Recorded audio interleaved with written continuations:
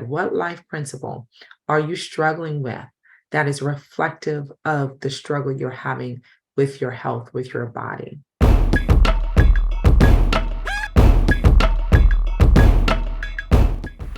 Hey, you guys, thank you again for joining us, HBC. Make sure you look at the screen so that you catch all of the life principles that are laid out for you during this episode. Enjoy.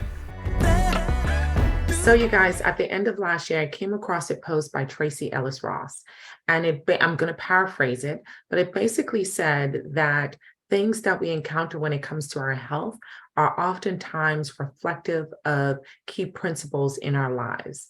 And so today we're going to touch on that. I thought it was a really interesting quote, and I just wanted to touch on what I thought it meant. And of course, I'm paraphrasing it a little bit, but I wanted to talk about, are there things about your health that are pretty consistent with the challenges that you have in life as a whole? What principle of life are you struggling with? Let's talk about it.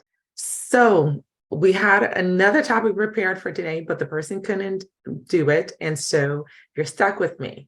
But nonetheless, I thought it would be a great opportunity to do a check-in. We're now midway through the year. Wow, what a blessing to have made it this far through the year, given all that has been going on. But here we are, and I thought it would be a great time to check in with you to see how you're doing. And so we've talked about several topics this year and in the years past to help you on your health journey. So I wanted to retouch on a few things just to kind of check in and see where you are. And I thought that the quote by Tracy Ellis Ross was a great example of, or represented in a very symbolic way, kind of what we've been doing. So we've been trying to combine what's going on in life with what's going on in our health and show the symbolism and the correlation between the two. So there are a couple of areas of health we've talked about in recent times. We've talked about exercise, for example, and I know it's the one that most people don't really like to talk about because it's the one that requires what? Lots of work and lots of effort. So have you been meeting the requirement for exercise? I will be the first to say I fell off a few times, got back up, fell off, got back up, but we keep striving at it, right? Sometimes the busyness of life, and that's the principle I've been working on personally, is that the busyness of life has also resulted in a reprioritization of my health, which is not one that is beneficial for me. And so that has been my symbolic and my physical struggle, is basically trying to balance all the demands of life. So that being said, we know that the requirement or the recommendation for exercise in pregnancy is 150 minutes per week of moderate exercise. But guess what? It's the same requirement if you're not pregnant. So no one is exempt from that. And moderate means that you're able to do things like talk, but you're not able to do things like sing because it's a little bit too intense to be able to sing at the same time.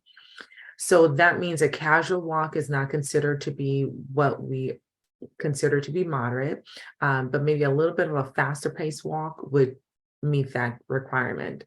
Going up inclines would do it also, or doing things that are a little bit more cardio intensive, like jumping jacks, or doing a light jog. So that being said, how are you doing with your exercise regimen? And let's not forget the muscle strengthening, which is probably my favorite to do. Out of all the requirements, my favorite is probably the muscle strengthening exercise, which I don't know, I just like it better. It's the one I'm more consistent with. And so doing squats, doing free weights, doing kettlebells, doing planking, doing leg lifts. Those are all your muscle strengthening exercises. Arm lifts, which are, I told y'all before, I don't like arm exercise, but I seem to be defaulting to them the most recently. I don't know why, but anyway, I'm glad that I am. So 2 to 3 times per week of muscle strengthening exercising, focusing at least on 2 major muscle groups each time that you do your muscle strengthening workouts. So combining 150 minutes of your cardio exercise with 2 to 3 times per week of some muscle strengthening exercise, whatever you choose to do. So have you been doing that? Do you get a check? Let's see.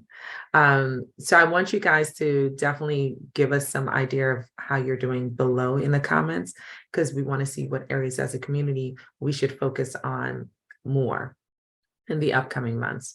The other things that we've talked about is working on your mental health. So what I do with my clients in the office is I have them do a self assessment. So a simple way of doing that is on a scale of 0 to 10, how stressful is life for you in this moment? I would say in this moment, I'm probably close to maybe like a 3, because there are things I want to get done and haven't been able to touch on. But during the work week, I was probably at a good 8.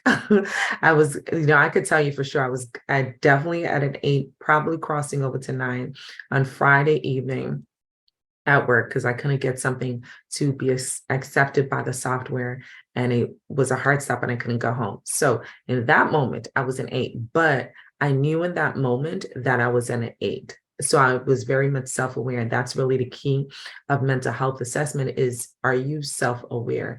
Can you tell when you're stressing, or do other people have to tell you that you're stressing out? Right. And so I knew in that moment that I was stressing out. And what did I do? I took a deep breather. In that moment, did some relaxation breathing, and that helped to calm me down. I could literally felt my blood pressure rising because I was so frustrated in that moment. It was literally over like 8:30 at night. No, it was after 8. I left by 8:30. It was after 8 at night. So everybody was gone, and I was stuck in the office trying to get these paperwork done, administrative work done for clients. And the software just wouldn't accept my answer. And I had to get a form submitted from one of my clients. So I was definitely tired, and I knew fatigue played into that. So we'll talk about that in a little bit. And I knew that I felt my blood pressure rising in that sense, not literal, but I felt the increase of the stress in that moment and the frustration in that moment. So, life happens, and there's nothing any of us can do about life.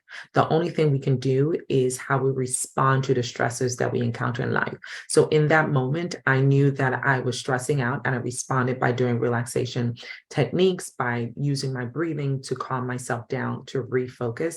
And I actually took like 2 minutes to reset my mind as to how critical and how important is this in this moment. Is there something else? Is there another alternative? So looking for alternatives to divert yourself from the item that's causing you stress is also really important.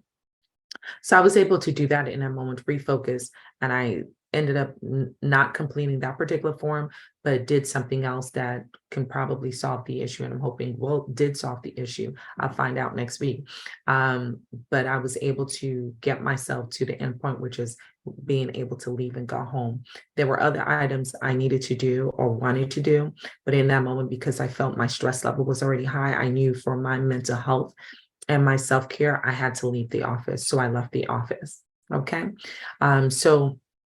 And in that moment, I can definitely say those are moments that tend to trigger me to emotionally eat out of the stress. So that's another aspect of it, is knowing the toxic habits that are tied to when you feel that you're most stressed out. And so for me, I know that especially because I had not eaten for several hours, I had a little bit of a lunch earlier, but didn't have any more snacks to keep me going. So not only was I stressing out from that moment, but my sugar was falling. And that's typically the time that I would make bad health choices. So, just making sure that you're aware of not only when you're stressing out, but how that stress then leads to other toxic habits and unhealthy habits. So that's really important. So how are you doing in that particular area of your life? Have you been stressed? And the answer for most people is probably yes. If you haven't been stressed, if you feel you've never been stressed, you're either A, don't have a pulse, or 2, you're not insightful or not being completely truthful. And I say that with the greatest love, because it is impossible to shelter yourself from stressors, right? But you may be really good at dealing with your stress. So the question is, how have you been stressed recently?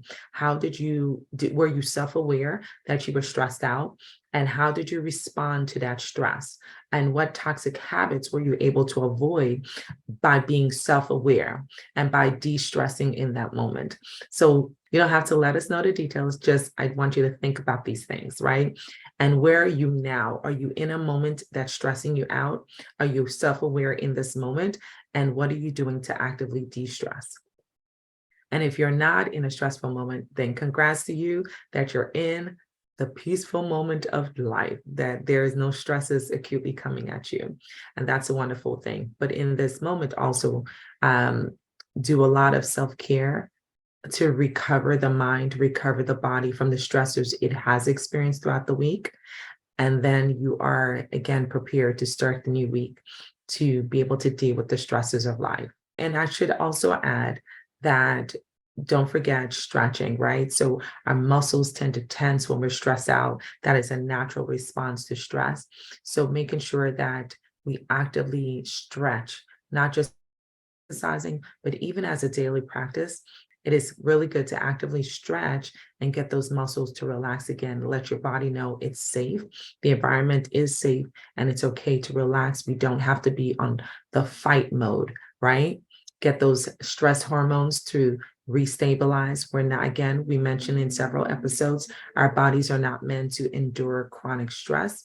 They're meant to endure acute stress, be self-aware, decrease the stress, however you choose to do so. If you do so spiritually, also, that is a great way to de-stress as well, to activate your spiritual being, because as we said, we're all spiritual being in a body having a life experience. So you can activate your spiritual being also as a way of dealing with stressors in life.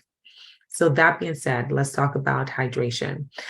So your girl's skin has been popping. Okay, so hydration we've talked about, it's a key factor in our body's health. So every single cell in our body requires blood, which requires water. Every single cell in our body requires water in order to function.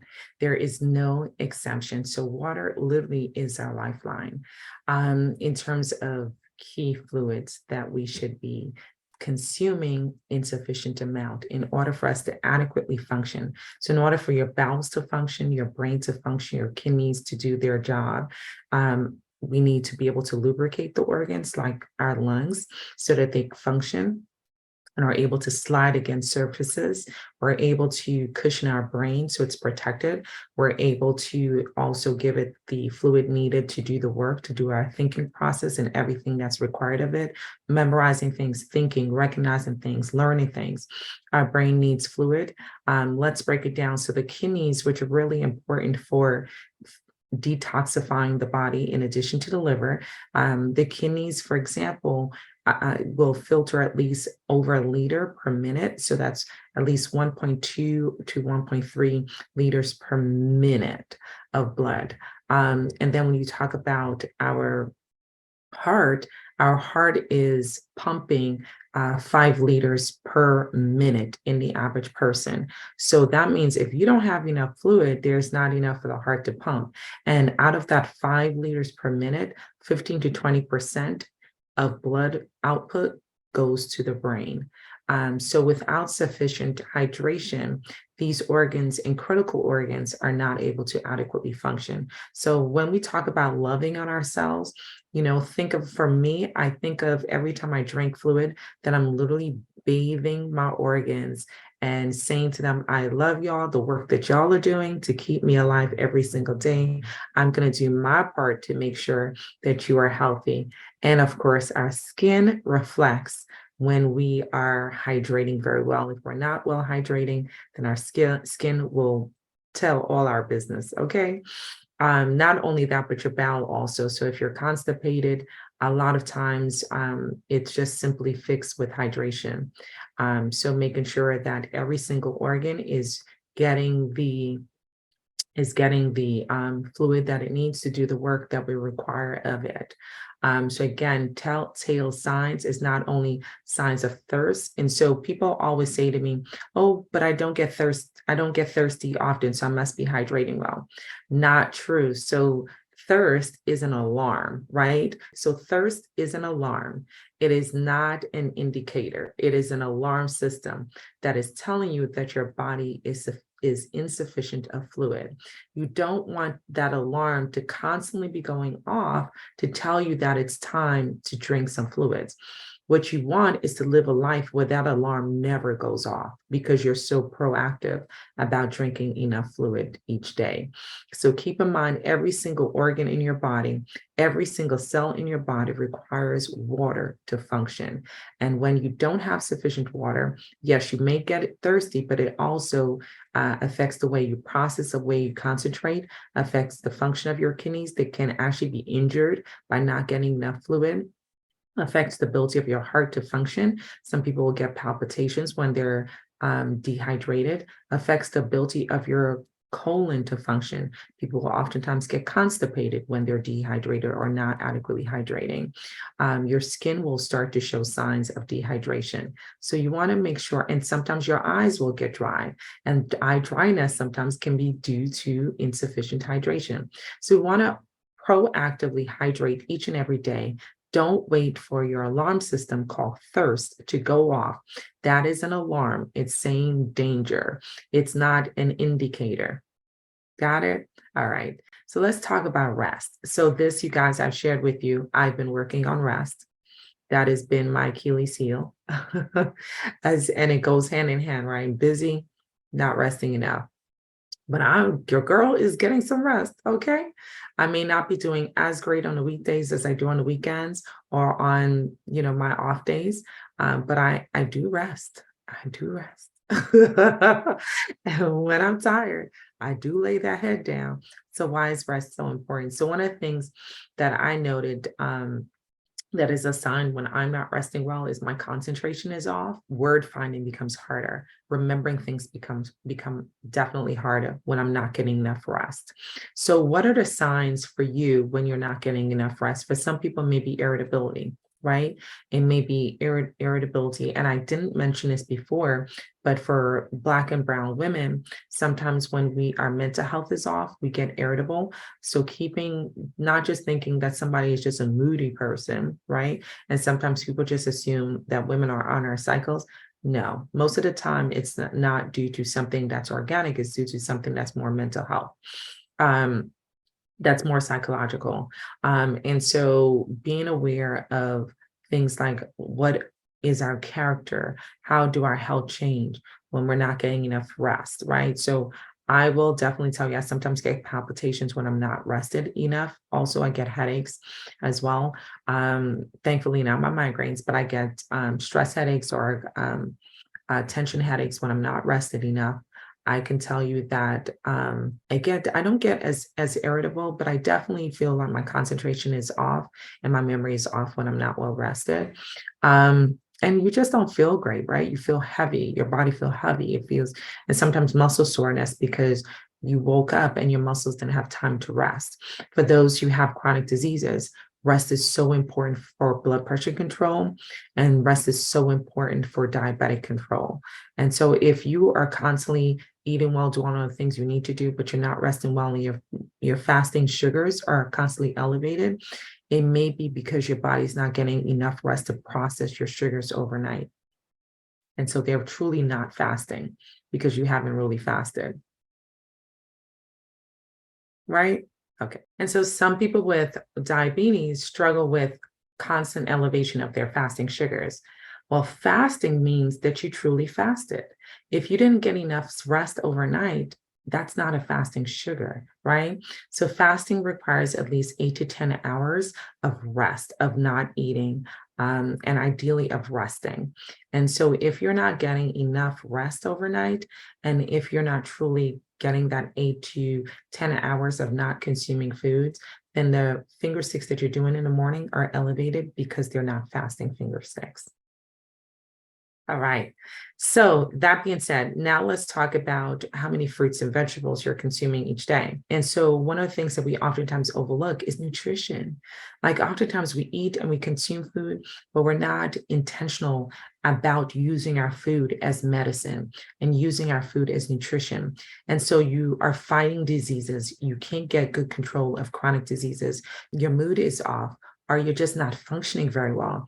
Is simply because you're not getting enough nutrients to support your body to function throughout the day. I can't emphasize this point anymore. Nutrition is so key and so important and so understated and oftentimes overlooked. While people are struggling with chronic health issues, are struggling with just even functional issues from day to day, are feeling cloudy in their mind, problems with their concentration simply because they're not getting enough nutrients every day. So how much nutrients are you getting every single day? Are your plates for breakfast, lunch, and dinner filled with at least half of the plate of fruits and vegetables? And not your high sugar fruits like your mango, your pineapples, your papayas, and those obviously high content sugar fruits. But how about your fruits like your cucumbers, your zucchini, your squashes, your tomatoes? You heard me right. How about your fruits like your zucchini, your cucumbers, your squashes, your tomatoes? Those are fruits. So are you consuming enough fruits that are low in glycemic index, that will give you the vitamins, that will give you the micronutrients that you need? Is your plate colorful? So here's a quick test. If your plate has at least 5 or more colors on the plate, then you are probably getting a good amount of nutrients, right? If your plate is primarily beige colors or neutral colors, neutral is good to wear. It's not really a good example of a healthy plate. So you don't want your plate to be completely neutral. You want some bright, vibrant Caribbean colors on your plate, okay? Tropical colors on your plate. And that's how you know you're getting adequate nutrients. And you want a good balance of your vegetables also. So more vegetables than fruit. We tend to go towards the fruit because they just taste good, but we all have to eat enough vegetables, right? So making sure your plate is filled with vegetables, be intentional about what you eat. Figure out, what is the thing that I'm struggling with? Am I having concentration issues? Am I having memory issues? Am I having depression issues? Am I having anxiety issues? Am I having chronic disease issues? Figure out what is the health issue that you are having and what is the nutritional fix, the foods that will fight for me, the foods that will work for me, the foods that will help those issues so that I feel better, I'm doing better, and I'm healthier. And so be intentional about your health. If you are struggling with certain things, like your vision is off, are you eating fruits that help your vision? Are you eating vegetables that help your vision? Are you getting enough omega-3 fatty acids in your diet? If you are a corrective lens person like myself, okay? So let's be intentional about our health. So that being said, we went through a number of things today. We went through exercise requirements, nutrition, and I talked about omega-3 fatty acid, but really making sure you get that seafood in your diet. And if you're not getting enough healthy seafood, or if you don't trust the seafood, which I totally understand that, then try the supplements. Make sure you get your omega-3 fatty acid supplements, because it's so important to your health. And not just omega-3s, like your omega-3s, your omega-6, and an adequate balance of the two. I'll leave that to our nutritionist to go into the details of what an adequate or healthy balance of the two is. That's not my role, but definitely make sure, if you're not eating enough seafood per week, that you're getting enough through your supplements. And there are plant-based sources of your omegas. For example, your walnuts and your flax seeds will have omega-3 fatty acids in them. Different types of oils will be high in omega-3 fatty acids, but you won't get as much from the plants. You have to consume more plants compared to the fish in order to get the adequate amount. So that being said, I gotta go, you guys. I'm happy that we were able to have this time to check in. How did you do? How are you doing with your health? Are you checking off those boxes? Are you making changes? And it's not necessarily about being perfect, because we're not all perfect, but about recognizing the areas that we need to correct and fix, and knowing and having the tools to fix them. So how did you do today? What's your problem area, and how are you going to focus on that problem area moving forward? This is Dr. T, and we thank you once again for joining us for this impromptu episode. But again, that quote or that post by Tracy Ellis Ross kind of led to all of this. And that was a post from December of last year that stuck with me. And I thought it was important to really use that as a jump off for today's topic, because it really got me thinking, what about what life principle is a struggle for me that is reflective in my health? All right. So thank you guys for watching. Again, I'm happy we had this moment to do this check-in, and I hope that you're doing well. I hope that this platform is helping you in your life journey. And this again is Dr. T, the hand behind the handle of Healthy Bump Club here on YouTube, and also the hand behind the handle of Healthy Bump Club on Instagram. We thank you all for watching. We thank you for following us and supporting this platform. Tell us below whatever you want to share. How are you doing with your health journey? And also what you learned from today and how you're going to change your life moving forward. Make sure you catch our other episodes.